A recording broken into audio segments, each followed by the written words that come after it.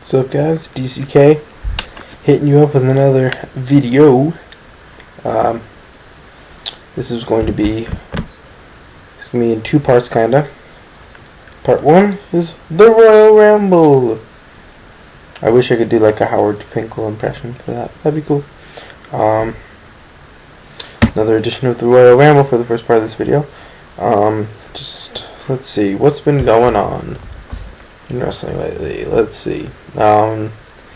WWE six-pack challenge for the Night of Champions WWE title. If you're going to have a multi-man match and you're concerned about building new stars, why don't you take some of your mid-carders and guys you want to start pushing and sprinkle them into the match?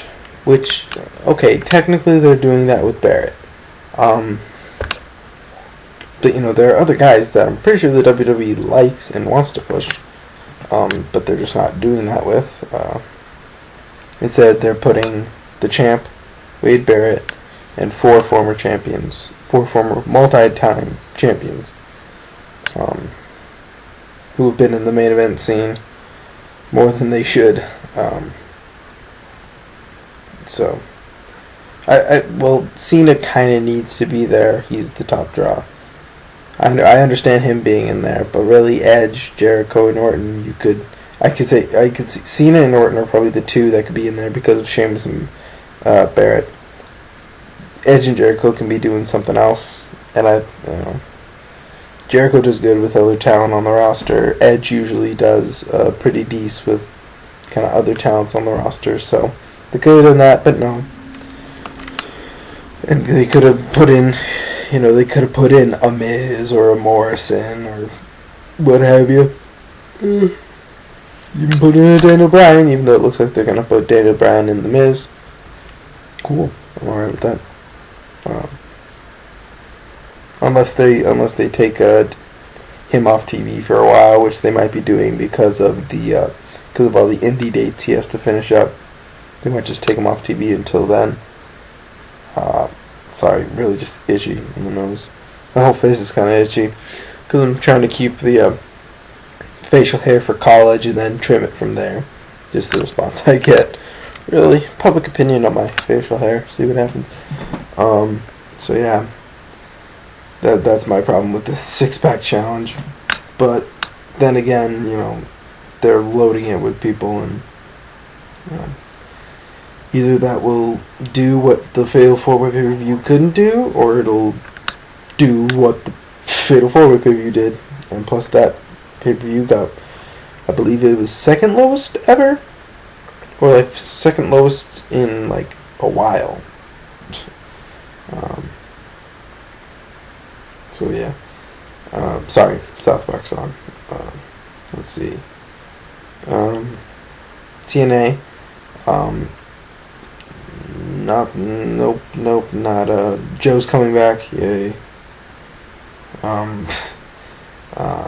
It looks like it's gonna be Angle and Anderson that end up in the finals at Bound for Glory.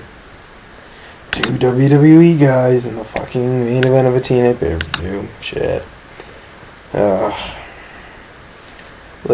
I'm hoping that they have a good match, because the one really outstanding match they had was in a cage, and that adds its own element. And hopefully they could have if that's the plan, they could have a good title match. Although from the spoilers reports, it looks like they were hinting that the main angle might be between Kurt and the Pope, which plans can change, so we might see Kurt and the Pope at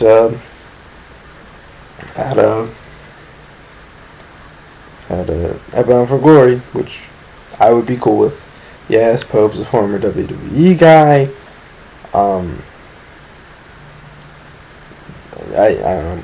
I might have just contradicted myself. At the very least, at least De Niro wasn't like a product of. I don't want products of the Hogan regime being, really being in the main event. I think Pope has been doing well, becoming bigger in TNA than he was in WWE. while Anderson's momentum carries over from WWE, in my opinion. I probably just said something really stupid there, but that's kind of my thought process. I mean, considering the 4 guys we have, I think the best option would be Angle and Pope. I wouldn't say Angle Anderson. I wouldn't say Angle Hardy. It's Angle versus Hardy. So I wouldn't say Angle Anderson. I would rather have Angle Pope. So there's that. Plus, I'm a Pope mark. Love me the Pope. The Pope is indeed pimpin'. Back to WWE. Serena got released. Why? I don't know. Because it's not like, Straight Edge Society is one of the hot acts on SmackDown. Oh wait, it is. And she's a part of that, so. Yeah, I don't know how the fuck they're gonna deal with that in the, how they're gonna write her off. I don't know what she did. Haven't heard any word of that yet, so. Let's see. Back to TNA. Katie Lee Burchill, or as I will call her, Nikita, which was her name back in FWA in Britain. And she got a tryout match with TNA, and I hope she signs, because she's not terrible in the ring from what I remember. She barely got to show really anything of herself in the ring, but I think she works. She's good looking and yet has a unique look from a lot of other girls, especially diva type people and even knockout type people.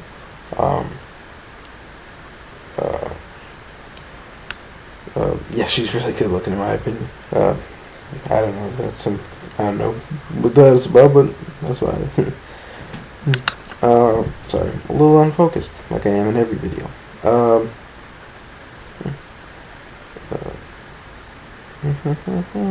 What else? So yeah, if they bring her in, I'll be happy. I think she's someone who could work, because Lord knows the knockouts need more than just the beautiful people and the biker chick on TV. So, and she'll probably be put on TV in that case, because they love WWE. I mean, Jesus, Tara got that massive push, and I wouldn't be surprised if Gayley got something very, very similar.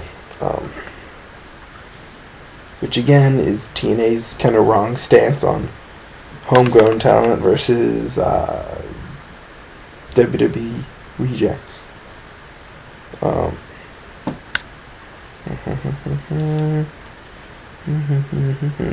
ROH, Rashi Brown quit. I just don't know. Don't really, I like Rashi, but he wasn't doing anything for ROH, and ROH is not going to miss him, so. But, good luck to him. Hopefully he does well with the Skull Crushers tag team, which are cool. If you've ever seen him and Keith Walker, either one of them on their own are actually quite cool, and then together they just beat the shit out of people, which I wish they had brought both of them into ROH. Have both of them plus the Dark City Fight Club, which could have been an interesting program for ROH, especially, they would have been good for TV. Absolutely. And what else am I thinking? What else is there? Young Lions Cup is coming up for Chikara, I believe. Yeah, this weekend, because I go to college this weekend, and that's when Young Lions Cup is.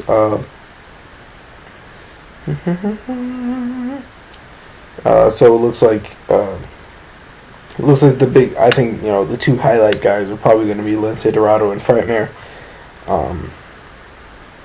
Although this was something I commented on Emerald Explosion 62's vid about, to have a foreign guy or another rising type star from other promotions win the Young Lions Cup, and defend it in other promotions in other countries would be very cool. I just think that this is not the year to do it. You just need to play into the BDK storyline. So honestly, the finals would probably have to be Lince and Frightmare.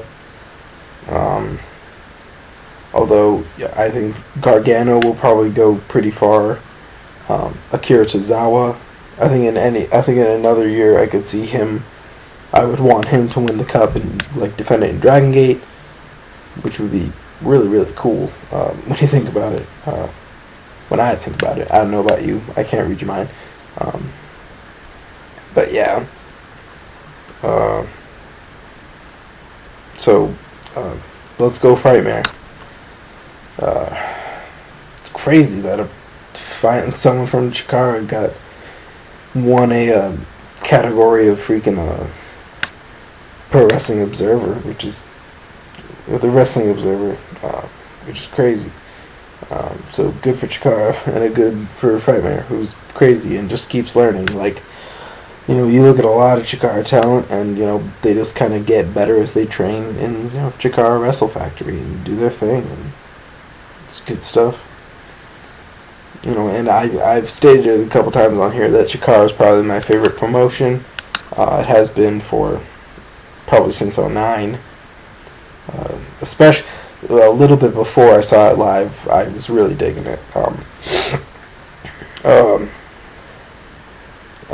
You know, I'm not going to say, and I will not say that it is the best promotion out there for the year.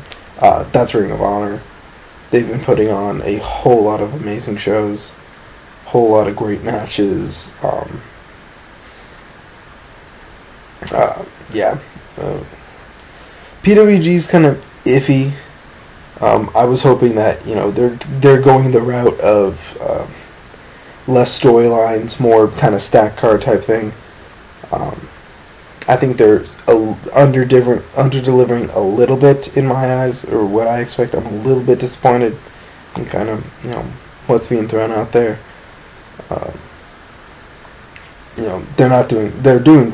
They're still doing pretty damn good and putting out a lot of really, really, really good shows and some great ass shows, and hopefully the anniversary show 7 was able to recover from all the absences of people who were supposed to come in. Although and they still supplied a great double main event. I believe I brought this up in another video about how the original card of 7 had about 5 matches that could be an awesome main event on any other PWG show, and it was kind of whittled down to 2 when they had to reshape the card. However, the double main event they had, I heard, was nasty. Hero and Richards, and then a 3-way tag team guerrilla warfare for PWG tag titles, which I heard was insane. And when you have the Young Bucks, Cutler Brothers, and Generico London all in there, probably was. So I gotta snag me some of that goodness.